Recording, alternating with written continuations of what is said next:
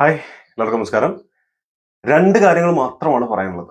എന്തായാലും നേരെ കാര്യത്തിലേക്ക് കടക്കാം. വെറുതെ വലിച്ചിടേണ്ട ആവശ്യമില്ലല്ലോ. ദളപതി 69 T69 സിനിമയെ കുറിച്ച് പറയുമ്പോൾ തന്നെ ഏതൊരാളുടെയും പോലെ എസ്പെഷ്യലി ഒരു വിജയ് ആരാധകൻ എന്ന രീതിയിൽ ആദ്യം ഹിറ്റ് ചെയ്യുന്നത് പുള്ളിക്കാരന്റെ അവസാനത്തെ സിനിമയാണല്ലോ എന്നുള്ള ഒരു സങ്കടമാണ്. അത് സ്വാഭാവികമായിട്ടും എല്ലാവർക്കും അങ്ങനെ തന്നെയായിരിക്കും ഉണ്ടാവുക എന്നാണ് വിശ്വസിക്കുന്നത്. അവസാനത്തെ സിനിമ എന്ന് പറയുമ്പോൾ ഇത് കഴിഞ്ഞൊരു സിനിമ അനൗൺസ്മെന്റ് ചെയ്തോ അല്ലെങ്കിൽ വരാൻ സാധ്യതയുള്ളതായിട്ടൊന്നും കാണുന്നില്ല. പിന്നെ പുള്ളി പറഞ്ഞിട്ടുള്ള ഒരു കാര്യം എന്ന് പറയുന്നത് ഇതിന് ശേഷവും സിനിമകൾ ചെയ്യാൻ താല്പര്യമുണ്ട് എന്നുള്ളതും അറിയിച്ചിട്ടുണ്ട്. അതും പക്ഷെ ഇപ്പോ വരുന്ന പോലെ എന്തെങ്കിലും സജീവമായിട്ട് ഉണ്ടാവില്ല. മാത്രമല്ല എന്തൊക്കെ പറഞ്ഞാലും ഇനി മറ്റൊരു സിനിമ സംഭവിക്കുകയാണെങ്കിലും ആദ്യത്തെ വലിയൊരു ഗ്യാപ്പ് സ്വാഭാവികമായിട്ടും വരും. കാരണം 2026 ഇലക്ഷനാണ് അവര് എയിം ചെയ്യുന്നത്. അപ്പൊ അതിന്റെ ഒരു തിരക്കും കാര്യങ്ങളൊക്കെ കഴിഞ്ഞ് ഒന്ന് ഫ്രീ ആയി പിന്നെ ഒരു സിനിമ ചെയ്ത് വരണമെങ്കിലുള്ള ഒരു ഗ്യാപ്പ് എന്തായാലും ഉണ്ടാവും. പക്ഷെ മുഴുവനായിട്ട് സിനിമ വിട്ടു പോകുന്ന ഞാൻ ഇപ്പോഴും വിശ്വസിക്കുന്നില്ല. ഞാൻ പറഞ്ഞ പോലെ പുള്ളിക്കാരൻ എന്തായാലും തീർച്ചയായിട്ടും സിനിമകൾ ഇനിയും ചെയ്യും. എന്നാലും ഒരു വലിയ ഗ്യാപ്പ് എടുക്കാൻ പോവുകയാണല്ലോ എന്നുള്ളൊരു സങ്കടം അവിടെ ഉണ്ട്. കാരണം ഇതുപോലെ ഇനി അപ്ഡേറ്റുകൾ നമുക്കിങ്ങനെ പറയാൻ കഴിയില്ല. ഇതുപോലുള്ള സിനിമകളുടെ കാര്യങ്ങൾ ഇങ്ങനെ വരില്ല. ഇനി ആരൊക്കെ എന്തൊക്കെ പറഞ്ഞാലും ഈവൻ നമ്മളടക്കം ഇഷ്ടപ്പെട്ടില്ലെങ്കിൽ ഇഷ്ടപ്പെട്ടില്ല എന്ന് സിനിമ പറയുന്നുണ്ടെങ്കിലും അദ്ദേഹത്തിന്റെ ഒരു സ്വാഗും ആ ഒരു സ്ക്രീൻ പ്രസൻസും ഒക്കെ കാണാൻ വേണ്ടി തന്നെയാണ് നമ്മൾ എപ്പോഴും വെയിറ്റ് ചെയ്യുന്നത്. എന്തായാലും സിനിമയുടെ കാസ്റ്റ് സംബന്ധിച്ചിട്ടുള്ള വിവരങ്ങൾ ഒരു 5 താരങ്ങളെ ഈ വരുന്ന 3 ദിവസങ്ങളിലായി ഇപ്പോ ഒന്ന് ഓൾറെഡി വന്നിട്ടുണ്ട്. അതല്ലാതെ ഇപ്പോ നിലവിൽ ഒന്ന് വന്നിട്ടുണ്ട്. അങ്ങനെ ഈ ഒരു 5 ആളുകളെ ഈ വരുന്ന 3 ദിവസങ്ങളിലായിട്ട് അവര് കാണിക്കും എന്നാണ് പറഞ്ഞിട്ടുള്ളത്. ഇങ്ങനെ റിവീൽ ചെയ്യും എന്നാണ് പറഞ്ഞിട്ടുള്ളത്. അങ്ങനെ ഇവര് നമുക്ക് തന്നിട്ടുള്ള ഒരു സംഭവം ഉണ്ടായിരുന്നു. അതായത് ഇങ്ങനൊരു സംഭവം ഈ വീഡിയോയിൽ ഇവർ ഈ അനൗൺസ്മെന്റ് ചെയ്ത സമയത്തുള്ള വീഡിയോയിൽ കണ്ടിട്ടുണ്ടായിരുന്നു. 5 പേര് 1, 2, 3, 4, 5 പേര് നേൽ രൂപങ്ങൾ മാത്രം ആരാണ് തിരിച്ചറിയാതെ. പക്ഷെ അത് ഡീകോഡിങ് ചെയ്യുകയും ഒക്കെ ചെയ്ത് ഓൾറെഡി ഇപ്പൊ നിങ്ങൾ അറിഞ്ഞിട്ടും ഉണ്ടാവും. 5 പേര് ഇവരാണെന്ന് പറഞ്ഞിട്ടൊരു ഫോട്ടോ ഇങ്ങനെയും വന്നിട്ടുണ്ട്. മമിത ബൈജു, നമ്മുടെ ബോബി ഡിയോൾ, അതുപോലെ പൂജ ഹെഗ്ഡെ, പ്രിയാമണി ആൻഡ് പ്രകാശ് രാജ് ഇവരായിരിക്കുന്നുണ്ട്. ഈ സംഭവം നിൽക്കുന്നൊക്കെ നോക്കുമ്പോൾ കറക്റ്റ് തന്നെയാണ്. അപ്പൊ എന്തായാലും നിങ്ങൾ ഓൾറെഡി അറിഞ്ഞിട്ടുണ്ട്. അതുകൊണ്ട് അതിലേക്കും നമ്മൾ വെറുതെ പോകുന്നില്ല. ഇപ്പൊ നിലവിൽ വന്നിട്ടുള്ള താരങ്ങൾ ആരൊക്കെയാണ്? ഇപ്പോ നമ്മുടെ മമിത ബൈജുവിന്റെ ഒരു പോസ്റ്ററും വന്നിട്ടുണ്ട്. ഇതാണ് ആ പോസ്റ്റർ. ഇപ്പൊ കുറച്ചു നേരമായിട്ടുള്ള വന്നിട്ട് welcome on board Mamitha Baiju എന്ന് പറഞ്ഞിട്ടൊരു സംഭവം. തലപതി വിജയ്, തലപതി 69 വിനോദ്, പിന്നെ കുറെ സംഭവങ്ങളൊക്കെ. And we are happy to officially announce that Mini Maharani, അപ്പൊ അതായിരിക്കും ക്യാരക്ടറിന്റെ പേര്. അറ്റ് മമിത ബൈജു എന്ന് പറഞ്ഞിട്ട് അവിടെ മെൻഷൻ ചെയ്തിട്ടുണ്ട്. മിനി മഹാറാണി ഇത് എന്ത് ക്യാരക്ടർ എന്നറിയില്ല. പല ആളുകളും വിജയുടെ മകളായിട്ടാണ് എന്നൊക്കെ പറഞ്ഞ് കേൾക്കുന്നുണ്ട്. മകളോ അല്ലെങ്കിൽ വിജയുടെ ഫാമിലിയായിട്ട് ബന്ധപ്പെട്ട മറ്റൊരു ഏതെങ്കിലും ക്യാരക്ടറൊക്കെ ആയിരിക്കാം. എന്തായാലും മമിത ബൈജു മലയാളികൾക്ക് പ്രതീക്ഷയോടെ കാത്തിരിക്കാനുള്ള ഒരാൾ അവിടെ ഉണ്ട് എന്നുള്ളത് സന്തോഷമുള്ള കാര്യം. വേറെ അതിന് ക്യാരക്ടർ പോലെ സാധനമൊന്നുമല്ല. മമിത ബൈജുന്റെ നല്ല സ്റ്റൈലിഷ് ആയിട്ടുള്ള നല്ല രസമുള്ള ഒരു പിക്ക് അത്രേ ഉള്ളൂ. ക്യാരക്ടറായിട്ട് ബന്ധപ്പെട്ട് ഈ ലുക്കിലായിരിക്കും നമുക്ക് ഉറപ്പ് പറയാൻ പറ്റില്ല. ഇതിന് തൊട്ട് മുമ്പ് വന്നിട്ടുള്ളത് പൂജ ഹെഗ്ഡെയായിരുന്നു. Welcome on board Pooja Hegde, bringing the stunning duo back to the big screen once again എന്നാണ് പറഞ്ഞിരിക്കുന്നത്. പക്ഷെ പൂജ ഹെഗ്ഡെ വരുമ്പോൾ ഇവിടെ നടക്കുന്ന വലിയൊരു ചർച്ച എന്ന് പറയുന്നത് ഒട്ടും ഭാഗ്യമില്ലാത്ത രാശിയില്ലാത്ത നായിക എന്നുള്ള രീതിയിൽ ഒരുപാട് ആളുകൾ പറയുന്നുണ്ട്. പടങ്ങളൊന്നും അങ്ങനെ വലിയ സംഭവമായിട്ട് കൊളുത്തുന്നില്ല എന്നൊക്കെ പറഞ്ഞിട്ടൊക്കെ പല എന്താ പറയാ ഇവർക്ക് വിരോധം കുറെ ആളുകൾക്ക് വിരോധമുള്ള ഒരു നായികയാണ് ഇപ്പോ എനിക്ക് തോന്നുന്നത്. കാരണം കുറേ സ്ഥലങ്ങളിൽ ഞാൻ ആ കമന്റ് കണ്ടു. പിന്നെ ഏതോ ഒരു വീഡിയോയിൽ ഞാനത് എവിടെയോ കേട്ടതായിട്ട് എനിക്ക് ഓർമ്മയുണ്ട്. എനിക്ക് കറക്റ്റ് ഓർമ്മയില്ല. പക്ഷെ വായിച്ചിട്ടുണ്ട് ഞാൻ സംഭവം. പുള്ളിക്കാരി വരുമ്പോൾ ഒട്ടും ഭാഗ്യമില്ല. കമന്റുകളിൽ തന്നെ നിങ്ങൾക്ക് നോക്കിക്കഴിഞ്ഞാൽ അറിയാം ഒട്ടും ഭാഗ്യമില്ലാത്ത നായികയാണെന്നൊക്കെ പറഞ്ഞിട്ട്. പക്ഷെ പുള്ളിക്കാരി എനിക്ക് ഇഷ്ടമുള്ള ഒരു നായികയാണ്. ഭയങ്കരമായിട്ട് പെർഫോം ചെയ്ത് ഞെട്ടിച്ചിട്ടുള്ള ക്യാരക്ടർ ഒന്നും വന്നിട്ടില്ലെങ്കിലും സ്ക്രീനിൽ കാണുമ്പോൾ നല്ല ഭംഗിയും നല്ല അഭിനയൊക്കെ തോന്നിയിട്ടുണ്ട്. ചളിപ്പടങ്ങളുണ്ടെങ്കിലും രസമുള്ള പടങ്ങളും ഉണ്ടെന്നാണ് എൻ്റെ പേഴ്സണൽ ഒപ്പീനിയൻ. അടുത്തത് നമ്മുടെ മെയിൻ ആളാണ് Bobby Deol. Welcome on board Bobby Deol. ഇതാണ് പോസ്റ്റർ. ബോബി ഡിയോളിന്റെ പോസ്റ്റർ ആണെങ്കിൽ എനിക്ക് തോന്നുന്നു ഈ ലുക്ക് തന്നെ ആയിരിക്കും വരിക എന്ന് എനിക്കിപ്പോ ഇത് മാത്രം കാണുമ്പോൾ എനിക്ക് തോന്നുന്നുണ്ട്. കാരണം രസമുള്ള ലുക്കാണ്. ഇത് ഇനി വേറെ ഏതെങ്കിലും സിനിമയിലാണ് എനിക്ക് അറിയില്ല. പക്ഷേ ഈ ഒരു സംഭവം ഞാൻ കണ്ടിട്ടില്ല. ഇത് ഈ ലുക്ക് തന്നെയാണ് വരുന്നതെന്ന് പറയാൻ പറ്റില്ല. ഓഫ് കോഴ്സ് ബോബി ഡിയോൾ വരുമ്പോൾ വില്ലനായിട്ട് തന്നെ ആയിരിക്കും. ബോബി ഡിയോൾ ഇപ്പോൾ നിരത്തി അഭിനയിച്ചുകൊണ്ടിരിക്കുകയാണ്. ഇപ്പോഴത്തെ കങ്കുവയില് പുള്ളിക്കാരനാണ് ആൻഡ് വിജയുടെ ഈ സിനിമയിലും പുള്ളിക്കാരനാണ്.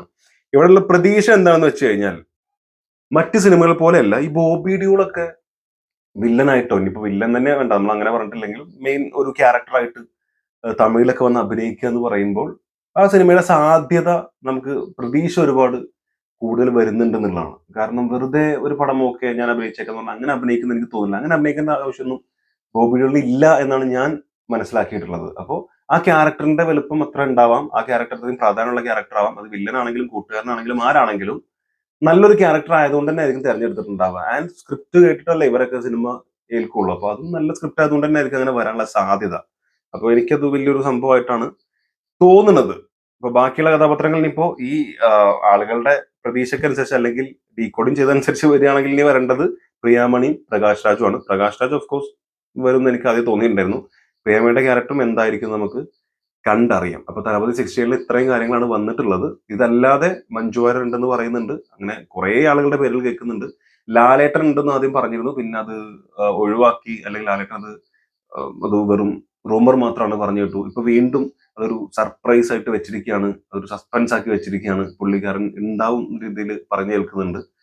തലപതിയുടെ അവസാന സിനിമ എന്ന രീതിയിൽ ചെറിയൊരു ക്യാമിയോ റോൾ വരും എന്ന് പറഞ്ഞു കേൾക്കുന്നുണ്ട്. പക്ഷെ ഇതൊന്നും പ്രതീക്ഷയിലേക്ക് വെക്കുന്നില്ല. ഞാൻ ഇപ്പോഴും പറയുന്നു, ഈ സിനിമ ഇതുവരെയുള്ള ഏത് സിനിമ, തലപതി വിജയാണെങ്കിലും മറ്റാരാണെങ്കിലും സിനിമ നമ്മൾ കാണാൻ പോകുന്നത് ഓഫ് കോഴ്സ് അത് നല്ല സിനിമയാണോ നോക്കി ആ സിനിമയുടെ കഥ നോക്കി നമ്മൾ റിവ്യൂ ഇടുമ്പോൾ പോലും അങ്ങനെയാണ് നമ്മൾ സംസാരിക്കാറുള്ളത്. പക്ഷെ ഇവിടെ ഈ തലപതി 16 വരുമ്പോൾ ഞാൻ അദ്ദേഹത്തിന്റെ ഒരു അവസാന സിനിമയാണ്, ഇതൊരു ഫെസ്റ്റിവൽ മൂഡിൽ കാണാൻ പറ്റുന്ന സിനിമ ആയിരിക്കണം എന്നൊരു ആഗ്രഹമുണ്ട്.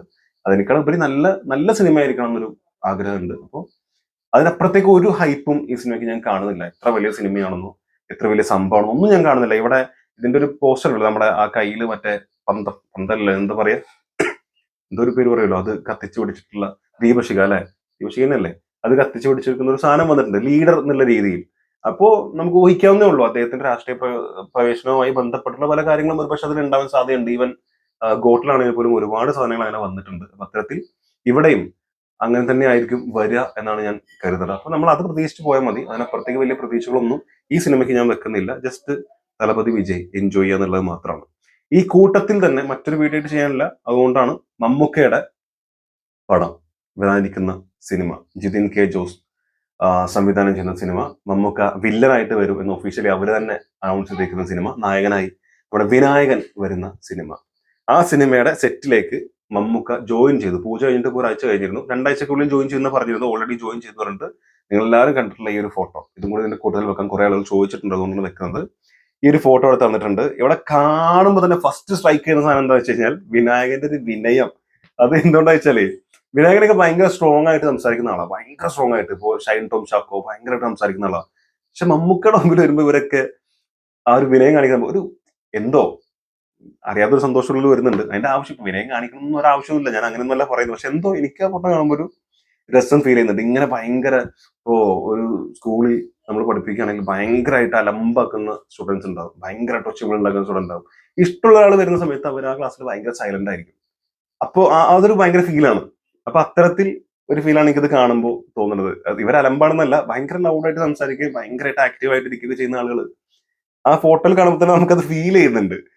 ഇനി ആദ്യം വിനായകനെ പറഞ്ഞിട്ട് നമുക്ക് വരാം. വിനായകന്റെ ലുക്കിലേക്ക് വരുമ്പോൾ ആദ്യമേ നമ്മളിത് പറഞ്ഞിരുന്നു, വിനായകൻ ഒരു പോലീസ് ക്യാരക്ടർ ആയിട്ടാണ് വരുന്നത് എന്നുള്ളത്.